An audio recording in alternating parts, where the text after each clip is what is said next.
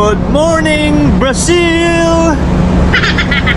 So, ang ganda ng sunrise. Nandito kami ngayon sa Brazil. Maglo-loading kami ng mga transformer. Yan guys, oh, nakikita nyo yung anim na transformer, 4 na malalaki saka 2 maliit. So nandito kami ngayon sa Rio Grande, Brazil. At naka-ready na yung unang kargada namin. Samahan nyo na naman kami sa mga biyahe namin, mga idol. Mahaba-habang bakbakan yan dito sa Brazil, kasi 4 yung puerto namin dito. At binira na yung unang kargada namin. So makikita nyo, nandun na sa baba. At nandito din agad yung pangalawang kargada namin. So mabilisan lang kami dito kasi aalis din kami agad. Alas 6 ng hapon, kakatapos lang natin kumain. Duty na naman tayo. At malapit na matapos yung paglashing sa twin deck. So kakatapos lang nila magloading. At saka nag-umpisa na maglashing yung mga tropa. So hindi tayo makatulong dun kasi standby tayo dito sa gangway. At umakyat ako dito ng number 3 crane kasi isi-secure na. Ipaparking na yung crane kasi alis na kami mamayang gabi. So makikita nyo mga idolo, na-secure na natin yung crane. Ayos talaga.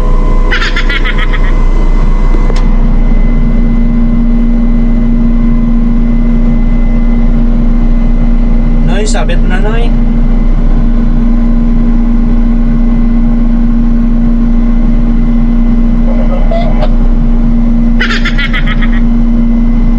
So, gabi nga kami nakaalis. Tinamaan na naman ng lintik yung ibang tropa.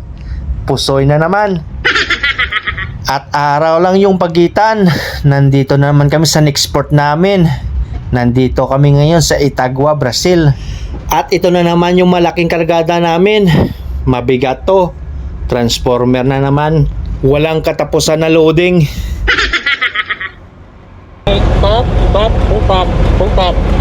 So, gabi na nagsimula birahin yung kargada namin. So, yan, nakaangat na pero yung crane namin nag-aalarma kasi may limit. Inaayos pa ni Elec dun sa taas. So, naayos na yung limit ng crane, no? Nagsimula na birahin yung kargada. Sobrang bigat yan, nasa 220 tons. Maaga na yung tapos, no? Pero hindi pa rin tapos sa pag-building at saka pag-lashing. So binabalik namin yung mga lifting equipment namin na mga grommet at mga sling. Mga namin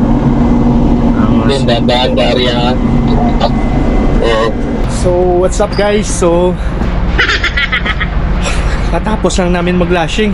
Grabe, sobrang init dito. Mas mainit pa sa Pinas kasi summer dito ngayon sa Brazil. So kakatapos lang namin mag-lashing. Pakita ko sa inyo yung mga lashing namin at saka yung mga kargada. Yan, o. So ito yung kargada namin dito sa Itagua. So transformer yan, sobrang laki, sobrang bigat yan, 250 tons. Kaya ito yung mga kasama niyang mga box. So nasa 4 lahat tong transformer namin ngayon na kargada. Ito sa Rio Grande namin to niloading. So iba't ibang klase na transformer, no?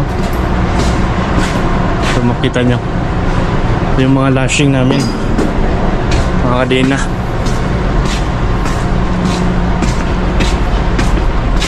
So mamayang alas 5 pa yung alis namin papuntang Rio Janeiro. So pagkatapos namin dito, mag-shifting kami ng pontons.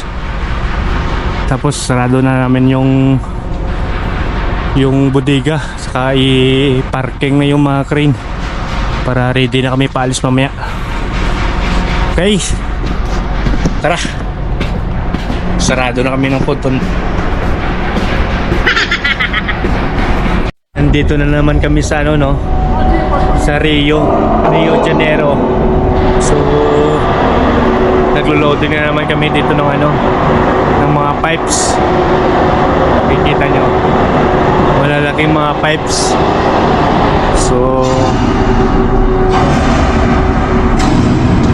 binabantayan namin kasi dapat pantay-pantay yung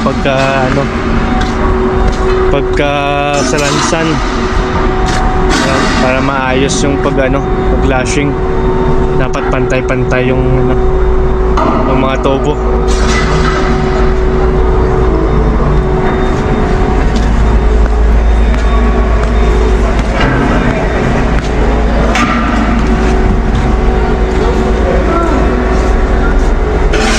Medyo matagal kami mag-loading dito sa Rio Janeiro, no? Kasi mga pipes yung mga kargada namin dito. So mga 3 to 4 days siguro kami na magkarga dito. So may time pa kami mag shore leave. So pupunta kami doon sa kay Cristo sa taas ng bundok. Mag-insert na lang ako ng short video para makita nyo. At abangan nyo na lang sa susunod na video yung paggala namin sa magagandang tanawin dito sa Brazil. Ilalagay ko na lang sa comment section yung link ng video para makita nyo. Thank you! What's up mga idolo? Mag-shore leave kami ngayon. Dito kami ngayon sa Brazil. So pupunta kami sa sa Christ the Redeemer. Doon sa sa taas ng bundok. So once in a lifetime memories lang to na makapunta doon. So kahit oras ng pahinga, punta pa rin kami doon. Okay, let's go. So dati sa movie ko lang to nakikita. Ngayon nandito na ako, guys. Once in a lifetime na makapunta dito. At gabi na kami nakabalik ng barko galing labas. So pagdating namin, duty na naman. Kahit walang tulog. Pagbalik namin, tapos na mag-loading yung cargo hold number 2 ng mga tubo. So bukas, yung number 1 na lang. Julian! So ang lakas ng kasama ko. Nag-gym to eh. So naglalashing kami dito sa cargo hold number 1. So tapos na mag-loading, nag-check lashing lang kami. Ito yung kasama ko. Napakalakas. Say hi! Flex your muscle! Oh my god. So kasama ko yung kadite. Tapos namin mag-check lashing dito. Shifting namin yung mga ponton. Nandun yung ponton namin sa sa puerto. So ipapatong namin dito. Ipapatong namin dito sa mga tubo. Tingnan nyo yung kargada namin. So ipapatong namin yung mga ponton dyan. Okay. So pagkatapos namin mag-lashing, magsarado ng budiga, maglilipat kami ng puerto doon, no? Malapit lang. Kaya tusoy na naman yung mga tropa. Ayay. Tinamaan na naman kami ng oras de peligro. Okay. So nakikita nyo, binabalik na namin yung punto namin doon sa loob sa budiga namin. So nilapag namin dito sa puerto kasi nag-loading kami ng mga tubo.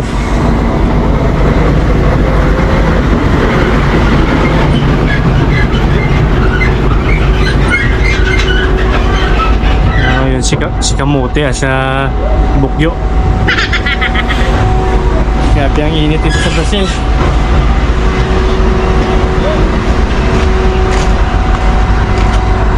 So yan ang barko namin.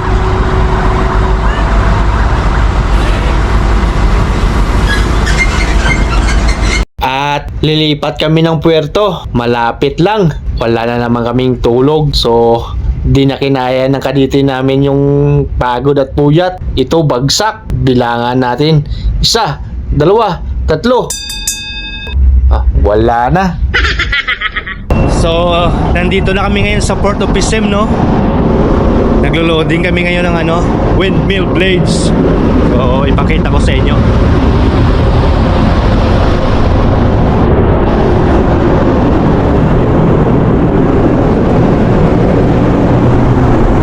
Ayan, no?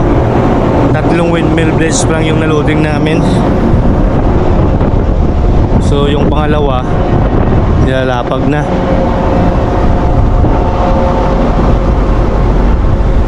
So buong araw kanina umulan. So hapon na kami naka-umpisa mag-loading. So yung pang-tatlo, pang-apat na pala to. Pang-apat na tong sa baba. So ito yung mga pang-lashing namin,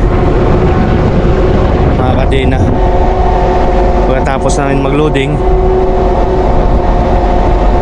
lagyan namin ng mga lashing yan. So medyo makulimlim na naman yung yung langit. Hindi na sana ulan para makaalis kami agad dito. Papuntang Texas kami, Corpus Christi. Kasi kapag umulan, hindi sila makapag-welding. Okay? Yo! At kinabukasan, tuloy pa rin yung pagloading ng windmill blades.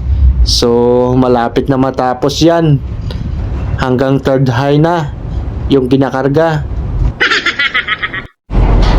So nag-umpisa na magkabit ng kadena yung mga stibidor. So nag-a-assess na kami. So tutulungan lang namin sila mamaya mag-tisa ng mga kadena. So tapos na yung sa second high, nasa third high na yung pag-loading. Ikatatlong patong na.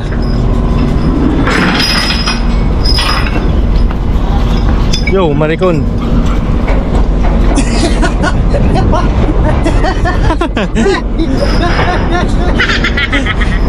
At yun na nga guys. So tapos na kami mag-loading ng windmill blades. So nag-secure na kami ngayon.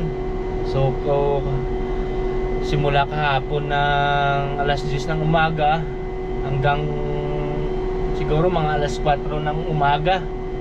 Ngayon natapos ng bakbakan ng lashing ng mga kadena. So nagsisecure na kami ng mga box na sobra na pang lashing. So ibabalik namin dun sa lashing store.